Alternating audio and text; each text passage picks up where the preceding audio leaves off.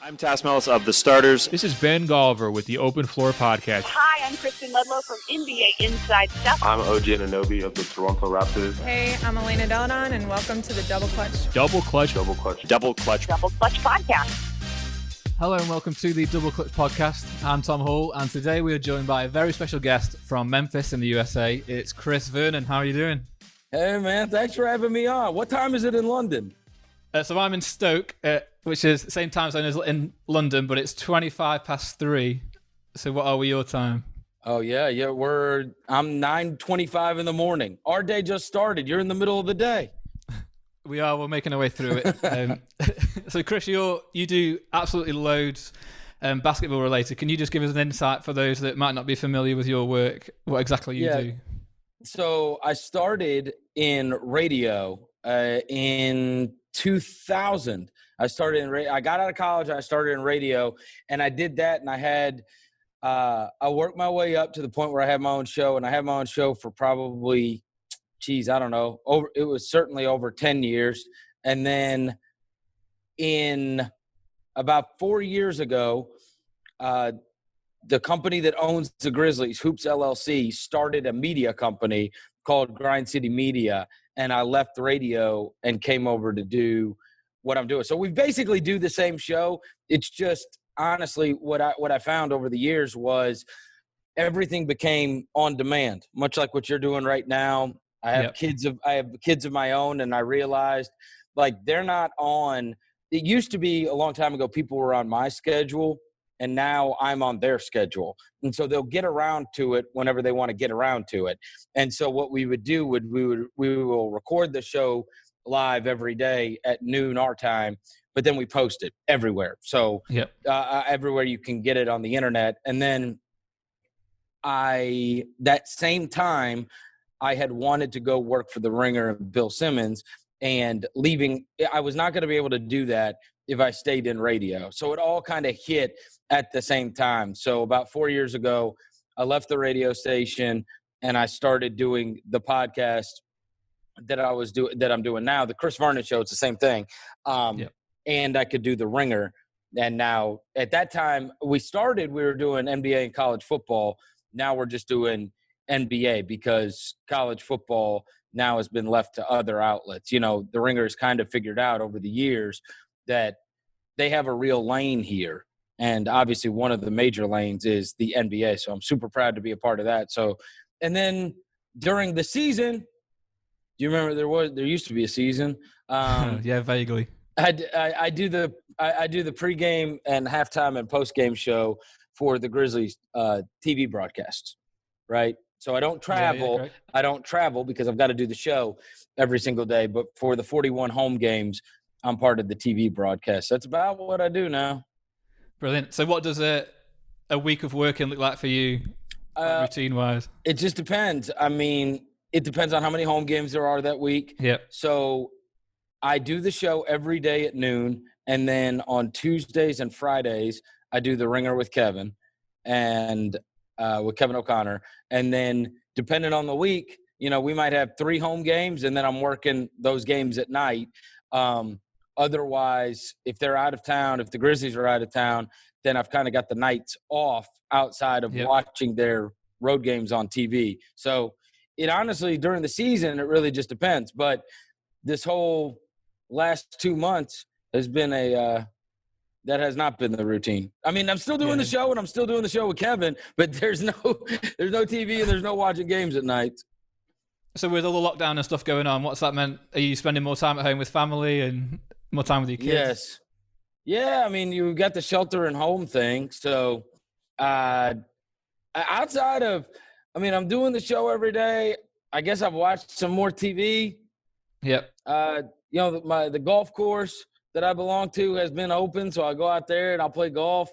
But yeah, play outside a lot, and a lot of times with the family. I mean, I've got a 10-year-old, I've got a 6-year-old, and then obviously my wife. And my parents live down the street from me.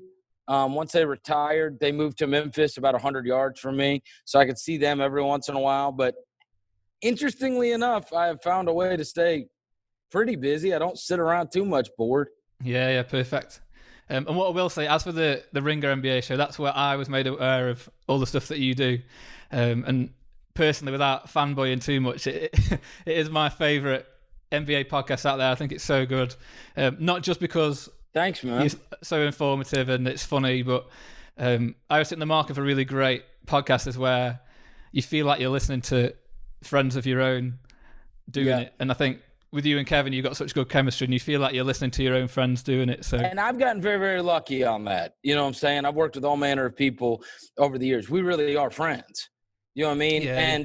And I think what's been very lucky is though we have the age difference, we both have a common love of family. We both have a common love of basketball. And most importantly, and this is the hardest thing to find when it comes to radio or broadcasting, is finding somebody that also does not take themselves too seriously. Because when you do get into arguments, a lot of people get mad. And we never get mad. We end up, we'll get mad. Unless, in the moment. Brook Lopez is mentioned. Yeah, right. In the moment, we'll get mad. But it's like getting mad with your friend, right? Like, yeah. I mean, and then it's over. Like, we're not going to sit there mad at each other or yelling at each other. And I think that's, whether that is relationships in any way, whether you got a girlfriend, you got a fiance, you got a wife, or you just got a buddy, getting angry and staying angry, that's not the people that you end up having any kind of success with. And you mentioned the age difference there. One thing that I always find hilarious that you mention sometimes when you do the pod is that whenever you listen to a podcast and you don't see the person, you always have this image of what you think the person looks like. And with you, I know I had it with you, and you mentioned it a lot, that you don't look exactly, to other people, you don't look like you think you should. I know. So I know I had this image of this like 50, old 60-year-old bloke. Yeah. Well, I mean, now, in fairness, one of the funny ones that I have gotten a lot is obviously there are people that image that I'm much older because of whether it's views on things or my voice or whatever it may be. But I will get, even to this day, I'll get people like, I thought Vernon was like a 40-year-old white guy, or something like that, right? Well, I am. Yeah. I mean, I don't look. And I suppose I could take that as a compliment that I don't look like I'm 41, but I'm almost 42 years old. I mean, it's not like. So that's the best one. My favorite one is I thought he was, and then they'll say my real age. Yeah, like I thought he was some like 40-year-old dude, and I'm like, I am. Well, yeah. I guess I just got good genes. Let's get into some NBA stuff then. There's not a lot that's going on that is current other than all things Last Dance. So where are you up to with that? I take it you've been watching it every week? Oh, yes, of course. Of course. I love it. I mean, this has been a godsend for everybody that has been starving for basketball. I mean, we all would have watched that anyway. But now for them to, like, I look forward. It's funny. I was thinking about this morning, Tom, that I was thinking about what I was going to do this weekend, and that was one of the things, right? I know that it is something that I really look forward to now, the same way that I look forward to games. So the same way as if we found out that, Sunday evening, the Bucks and the Lakers were playing, well, I would have that mapped out as like, okay, and I know I want to watch this. That has become the thing that I really do look forward to, and I'm looking forward certainly to Sunday. And I love that I get 2 episodes of it. Yeah, it's good. And we've heard a bit of news about the NBA over the past few days from Woj and people like that coming back. And it's still really uncertain. There was talks about practice dates coming in and then being pushed back and all that kind of thing. Just 2 questions for you on that. I know it's going to be really hard to answer. The first one is, what do you reckon is most likely to happen from what you're hearing? And 2 is, especially as a Memphis fan coming into this, what would you most like to happen if it was to come back? this season. Okay, I'll answer the second one first, which is let's go straight to the playoffs. I thought so. Right, because the Grizzlies are 8. The Grizzlies are 8 right now, and Lord knows if they come back, they're going to try to find a way to get Zion in that thing. That being said, I think that there should be some type of a run-up to playing. There has to be, right? Okay. There's going to have to be. You already heard Chris Paul, who's the president of the Players Association, say they need a month. So you have this month run up where they all get in shape and they get ready to play again, because the last thing you want is somebody to come back and have catastrophic injury or something. Then whether you jump straight into the playoffs or you play a finite amount of games leading up to the playoffs as to complete the regular season, even if it's just 10 games and then we play the regular season. That's what I think is most likely. The first question, how does it happen? I think it is without question. They've already said there's not going to be fans. Okay. So if there's not going to be fans, how do we figure this out? And the answer is that they will do it in a quarantined area. They will make it like they make it for World Cups. They'll make it like they do for Olympic villages.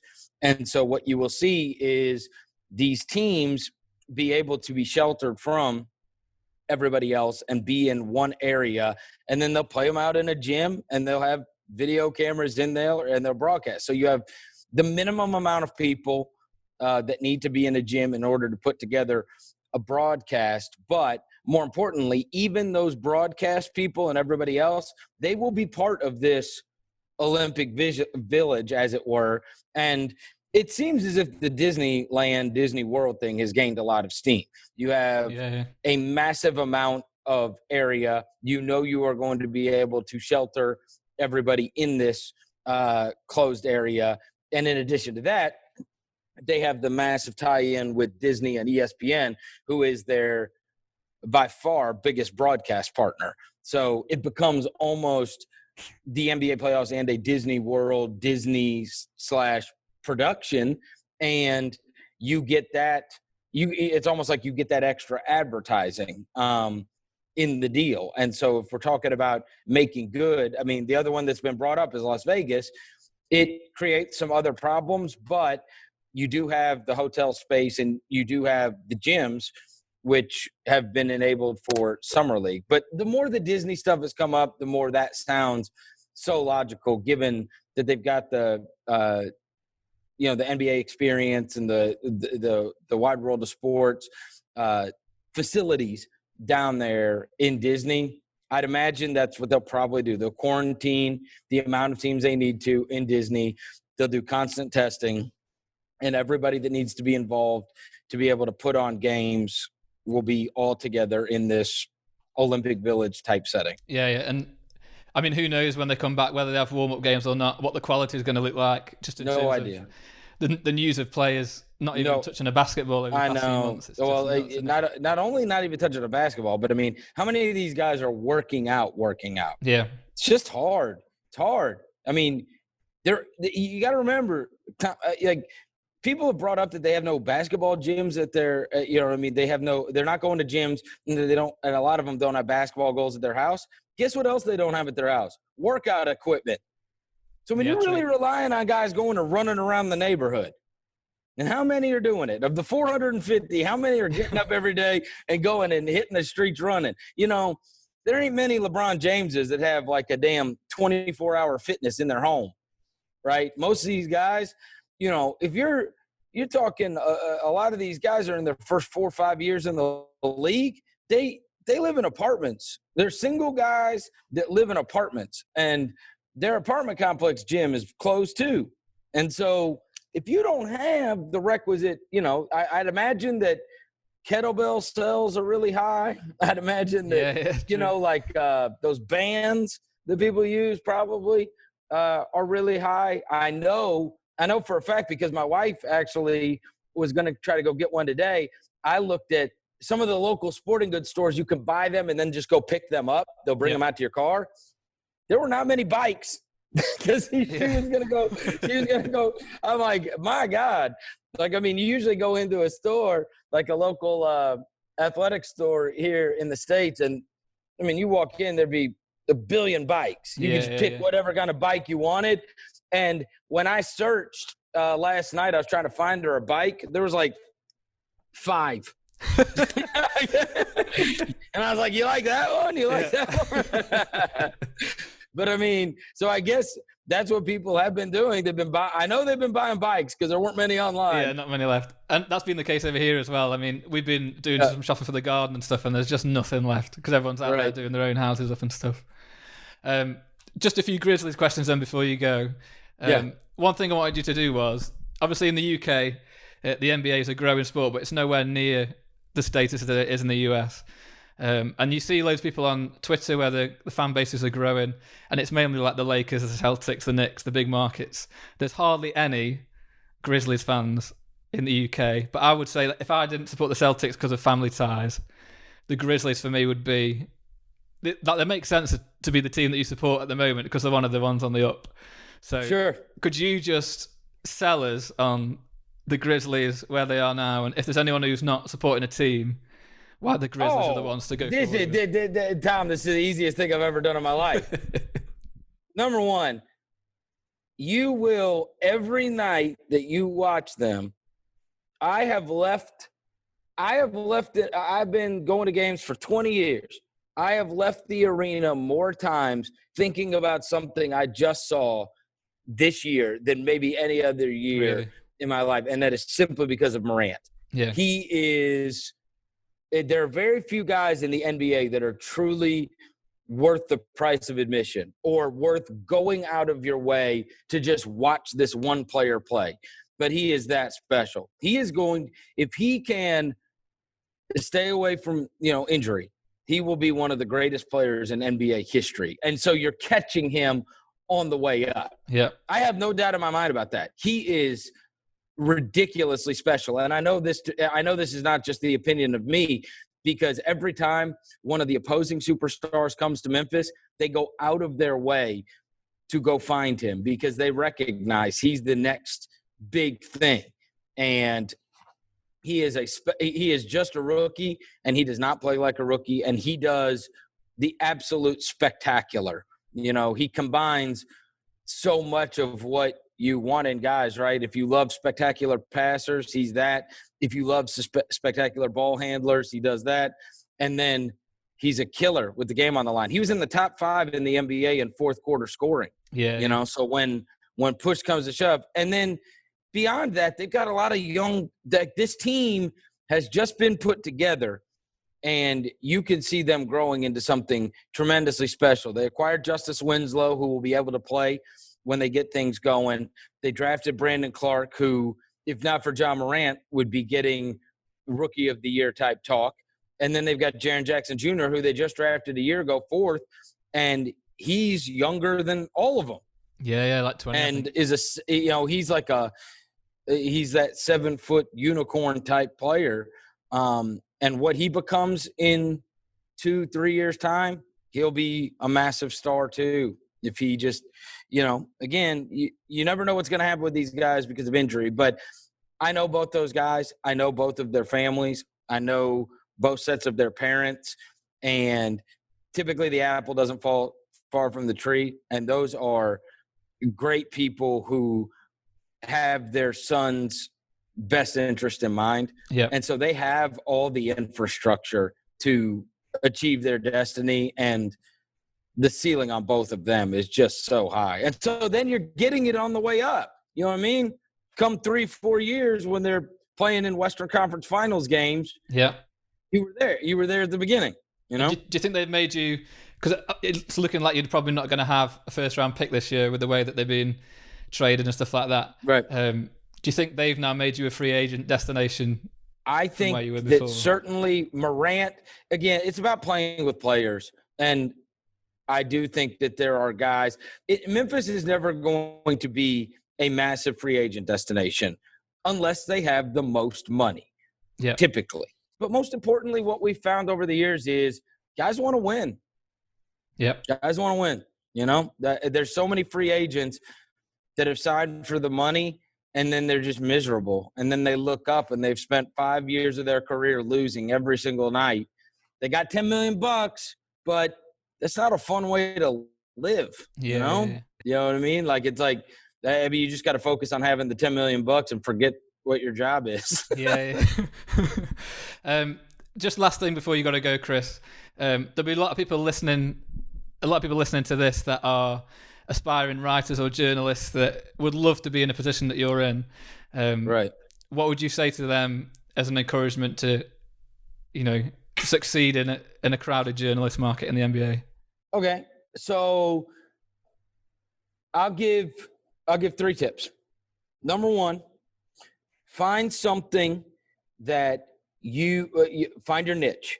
Find something. Don't try to be widespread and do everything, right? Yeah. Be somebody. So if you love a soccer team, or you love a basketball team, or you love statistics, or you love whatever it be, find that niche and focus on that. That would be my opinion. That's the way to stand out, because there's a lot of people trying to comment on everything.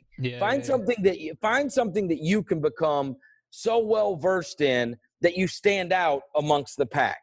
The other thing I would say is get reps, as many reps as you possibly can.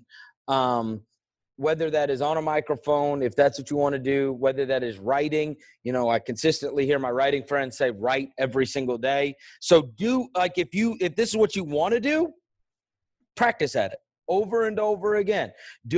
Because I was terrible for, and some people would argue I still am, but I was terrible for a long, long time. And if you go back and listen to early tapes of me, or you watched early TV things of me, it's awful. And so you're only going to get better and more comfortable the more times you do it. And you don't have to be big in order to get those reps. Now, it used to be, when I was in college, I went to a college that there was going to be the opportunity there. I was going to be able to find, they had the equipment so that I could do this stuff. Now, you could have a GoPro in your house. You can have a podcast set up in your house. So that is unlimited. And so I would say find the niche, get as many reps as possible. And then the other thing is, when you have the opportunity to be there, then be there, right? The greatest tip I ever got from there was the biggest sports journalist probably ever in Memphis, ended up taking me under his wing. And he is now passed. His name was George Lapidus. And he called me into an office one day, and he said, I'm going to tell you what my first boss told me. And it was the greatest advice I ever got. And he said, be there. And what he was saying was, if there was an event going on, and so in my case, I was going to be covering Memphis sports, right? So if there was a press conference going on, if there was something going on, if there was anything that was happening, go. Because then all of a sudden now you were there, and so you can speak to this situation with much more authority, and you become relevant to the people that you are covering, right? So when I first started and I first got a media pass, I was in the Grizzlies locker room every single night, and I was at every single game. And still to this day, I've taken that very seriously. And I went to every press conference that a coach did. And that was the same with the other sports around town. And so even if it's like you're covering high schools or something, right? I understand that, you might have to get some kind of status or be with somebody in order to get maybe a media credential into something. But that doesn't mean you can't watch everything intensely. Yeah. And then when you get the opportunity to go and become somebody to the people that you are having to deal with or talk about all the time, that's how you can break through, because you offer something that the guy on TV, the guy that's taking it in does not offer, right? You were there. Yep. You were there. He wasn't there, right? So you were there, so you can offer a different perspective.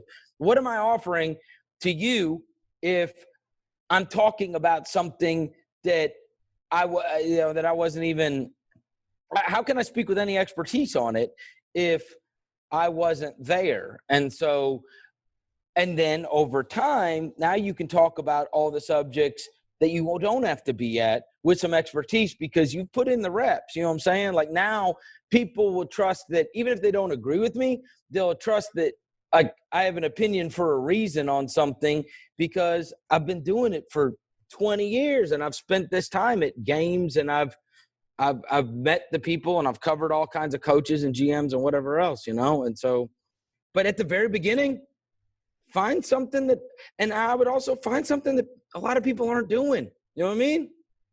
Find something that a lot of people aren't doing. And that could be a ticket for sure. Super. Chris, you've been amazing. I've taken up too much of your time. You've got 5 minutes before you record your next show. No problem. I'll be good. Just to say for all the listeners, there's still loads of stuff going on the website at doubleclutch.uk. We've got an exciting piece about the top 25 Europeans coming out. You can get in touch with us at admin@doubleclutch.uk. You find us on social on Instagram and Twitter at doubleclutchuk. Chris, where can people find you? At Chris Vernon Show. It's one word and pretty well all the social media platforms. Now that's a perfect niche, Tom. I'm telling you, the whole every non-United States player. Yep. Just and they're taking over the league as well. So yeah, right. So if you can be, you know what I mean, be the guy that knows these guys better. Because I don't. You know what I mean? I'm watching them. I'm watching 5-second clips on YouTube, whatever, right? They all look awesome on YouTube. Yeah, so that's coming out over the next few days. Chris, you've been amazing. Thanks so much for coming on. Thank you, Tom. Stay safe. Thanks, buddy.